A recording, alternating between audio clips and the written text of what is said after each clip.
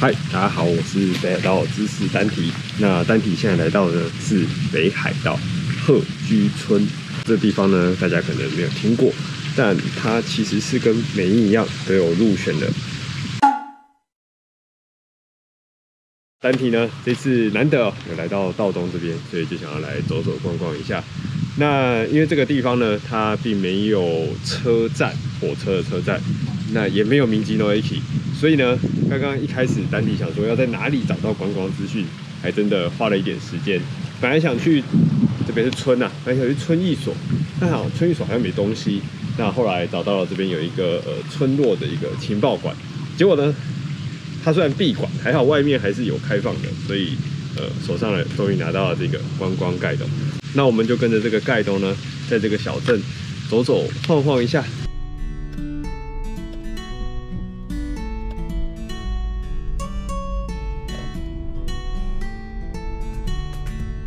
鹤居村位于北海道道东区域中部，临近阿寒与川路，占地大概是571平方公里，人口只有2480人，是个妥妥的道东小村落。但由于临近川路湿原国家公园，自然资源丰富，又因为以酪农业为主的产业发展，对自然生态的影响极小，这里就成为了野生动物开心的聚集地。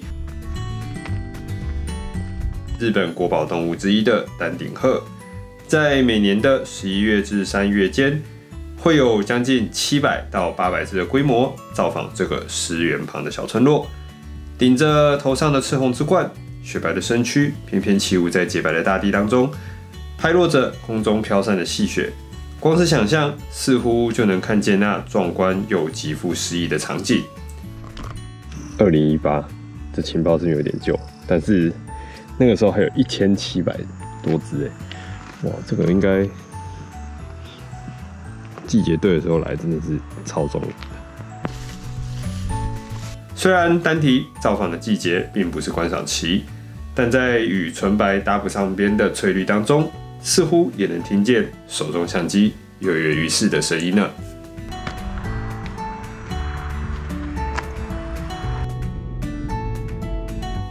在整个鹤居村当中，总共有3个可以观看丹顶鹤的区域。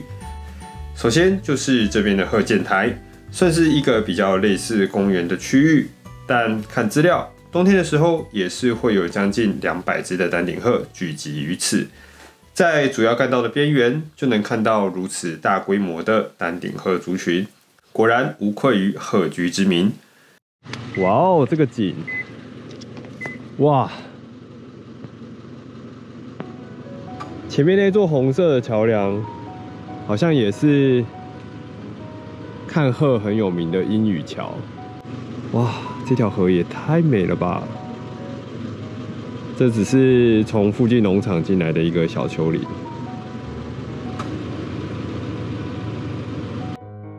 虽然两边有点杂木干扰，但这里整体的视野还是相当的棒。不但可以看到另一处观赏丹顶鹤的著名景点鹰羽桥，还能顺着蜿蜒的小河进入川路湿原，真有种登泰山而小天下，饱览大自然的壮阔啊！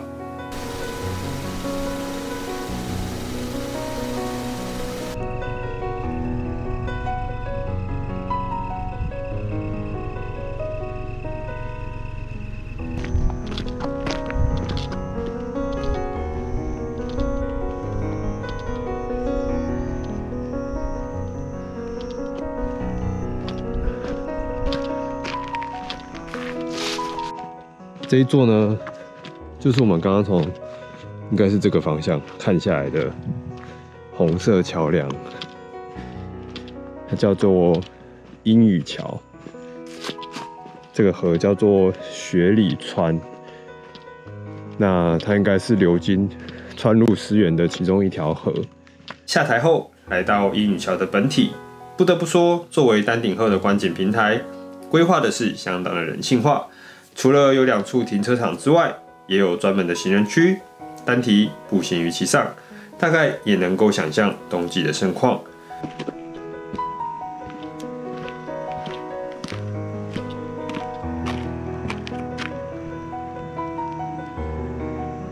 丹顶鹤于河中自然的律动，而我们这些位于虹桥上的摄影师们，正用着一座座的大炮，帮他们记录下最美丽的身影。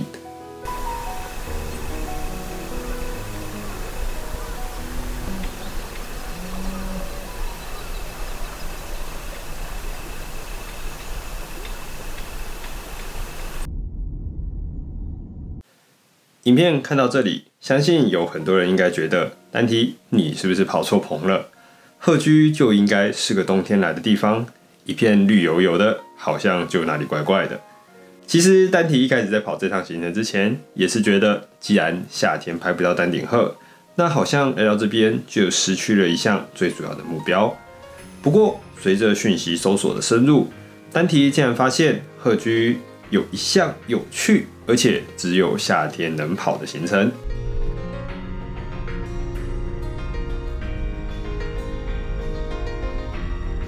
这项特殊的行程路线就是林道。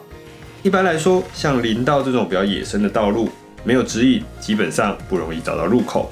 即便找到了入口，当你望向一条导航上没有的道路时，就处在北海道这种荒郊野里，要开进去也是需要极大的勇气。但在鹤居村，没想到林道竟然成为了观光的路线，还有5条之多，其中有铺装道路，也有未铺装的柏油砂石道路。丹提作为一个初来乍到的初心者，当然就选择了一条有着铺装路面，但距离又颇长的宫岛线，来作为这次林道探索的初体验。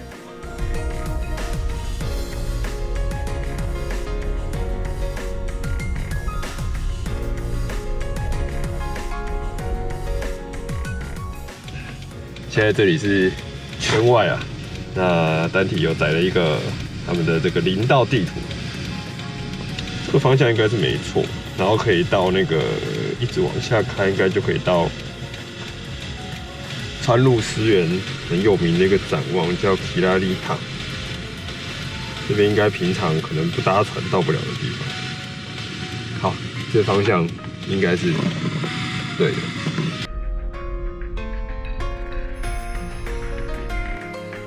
林道宫岛线全程大约有19公里，由于有完整铺装的关系，除了开车，也很适合用自行车探索。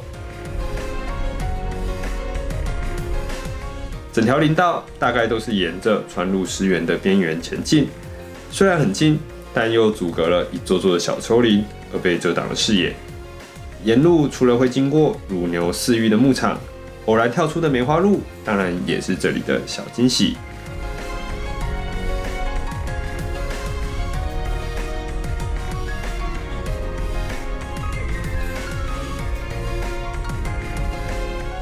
最后，竟然还让丹提在这里目睹了夏季丹顶鹤的风采。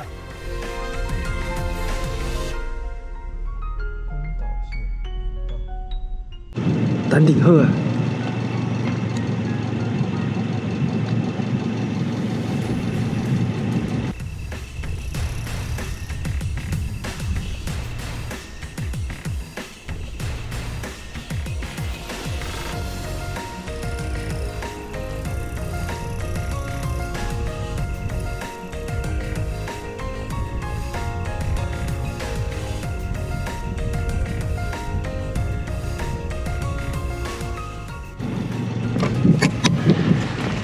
应该是后面这里。Go。说实在，一开始踏入林道时，丹提也是有一点紧张的。不过，随着车辆稳定的引擎声，林间摇曳洒落着的阳光，这种紧张的感觉也慢慢的消散了。远方的山岳，湖中的广场，每转过一个弯，有时是一幅新的风景，有时又是相同的隐隐的环绕。神奇的让时间似乎有点越来越慢，不断前进，但又好像没有尽头一样，仿佛被一种沉稳的气场所包围着。这是人工的还是天然的啊？太神奇了！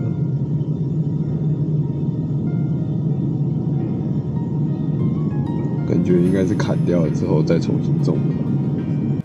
有点像踏入了异世界，直到看到了秘境景点 Kirakota Misaki 的指标，好像才终于被拉回了现实。虽然到这里了，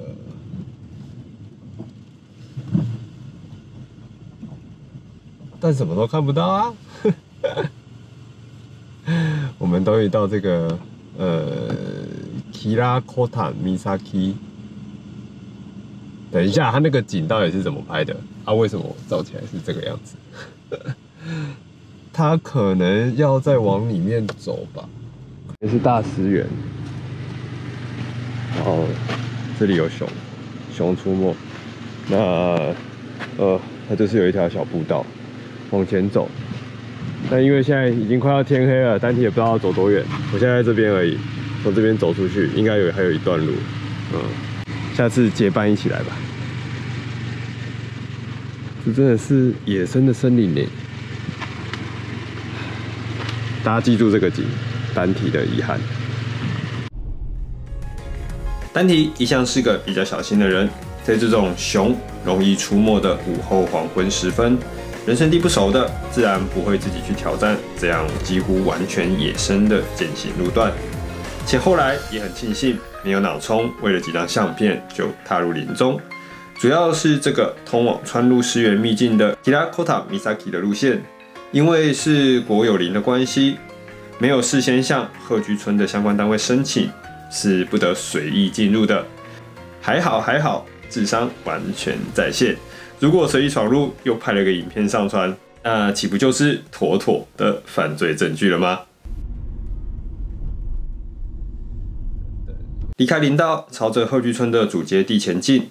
除了丹顶鹤与林道，这次单体前往这边的动力，也就是想要了解一下这个日本最美村落日本で最も美しい村联合会所入选的日本村落，究竟是怎么定义这个美的呢？由于这个联合会所选的北海道村落有美瑛这个单体曾经造访过，且认为是北海道最美的小镇之一。但这次来到鹤居，才有点了解这个联合会所定义的美，似乎并不单单指的是景观，而是这个村庄有着值得被保留下来的事物，且村民都要为着这项事物持续的净化着自己的村落。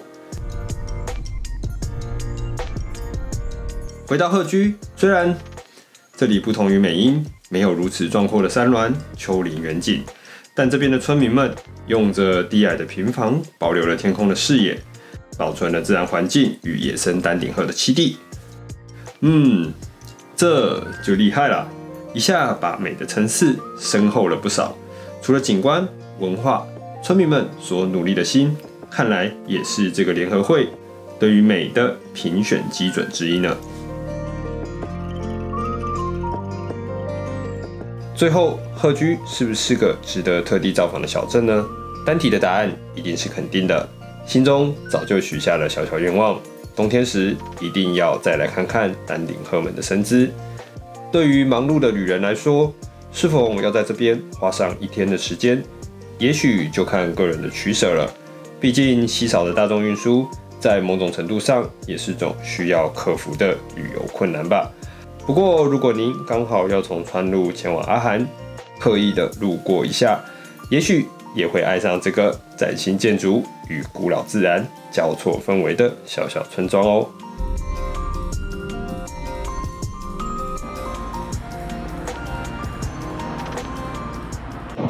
这里啊，既然是以诺龙为主，洛龙。那当然一定还是它冰淇淋啊。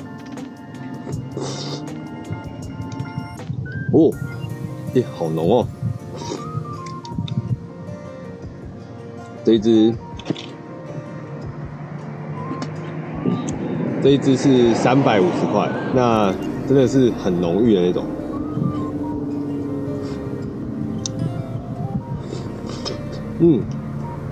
跟山中牧场值得一拼哦。如果纯以双麒麟来说的话，好啦，那今天这个影片呢，就简单的带大家认识一下鹤居村这个小村落。当然，丹提自己本身也是第一次来这个地方了，也是初次跟他相识，觉得还蛮投缘的。也许未来秋末初冬有机会的话，可以再来看看丹顶鹤的身影。OK， 那我们今天鹤居小村落的影片就到这边了。这个小镇大家会不会想要来造访看看呢？请大家在影片下方的留言告诉丹提吧。OK， 那我们就下周影片再见喽，拜拜。